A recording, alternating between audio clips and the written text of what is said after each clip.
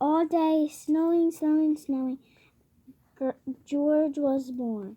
There was no school, so he needed some time to do. He kept looking out the window. Would it even stop?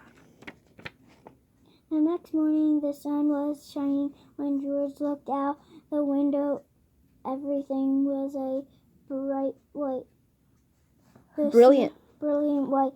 The snow was so bright it was almost hard to look at the snow. If he squinted, he could see it was very deep, and it had drifted high against the slope in his backyard. Good job. George put on his warm socks and his snow pants and his flannel shirt. They had put on his snow jacket, his boots, his mittens, and his hat. Very important. He was ready. Outside, the air smelled clean and cold. George plunged into the snow. It was fluffy but crunchy too. Good. He made a snowball and threw it against a tree and was very, very quiet. I got that whole page. Good job.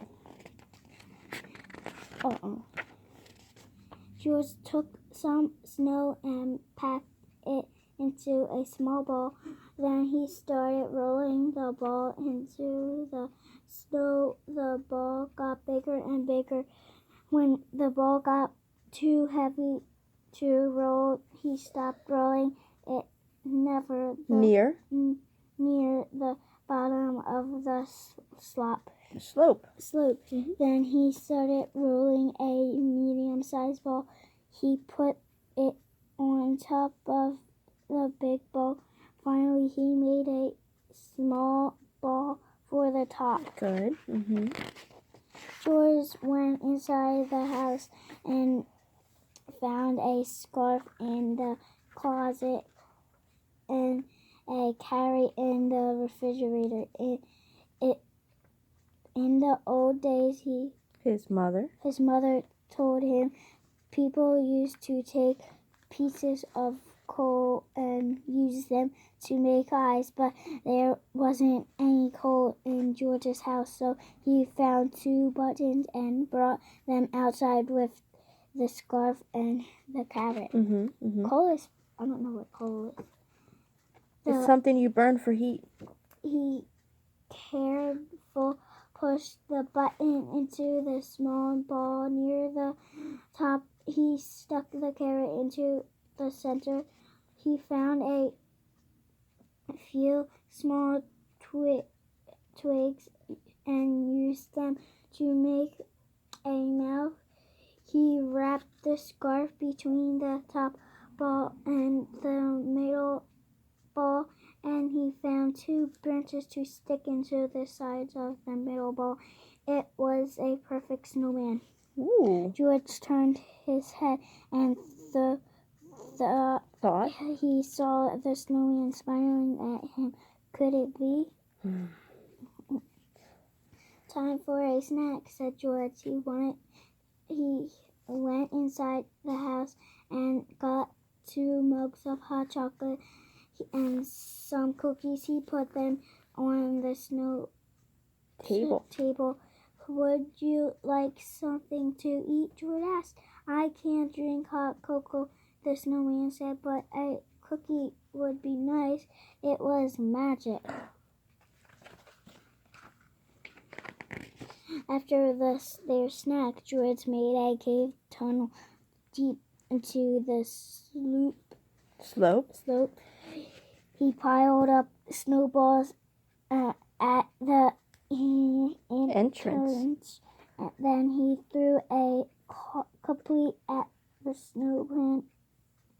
The snowman made some snowballs and threw them back at George. He hit his long branches arm helped and though the snowball was very far, it was hard to say who won the fight, but it was still fun. Mm-hmm. The snowman chased George around the yard, and then George chased the snowman. The snowman couldn't move that fast, so it was easy for George to sneak up on him. That's not fair. Yeah, that's not fair. It was starting to get dark. George didn't want to go inside, but his mother was calling him. "Goodbye, snowman," he said, I will see you tomorrow. George thought he heard the snowman say good night. Found this one. The next day it was warmer. The sun was even brighter, and the snowman was shrinking. George played with him all day, but he could tell that the snowman didn't have quite the same Energy. Mm-hmm. Then it was Monday. George had to go to school. It was another bright, warm day. When he came home, the snowman was almost gone. The scarf and the carrot and the buttons he slid down. He couldn't hardly recognize his snowman. The cave had collapsed too, and the snow table had melted. The next morning, George looked out the window. It was snowing. He couldn't wait to build his snowman again.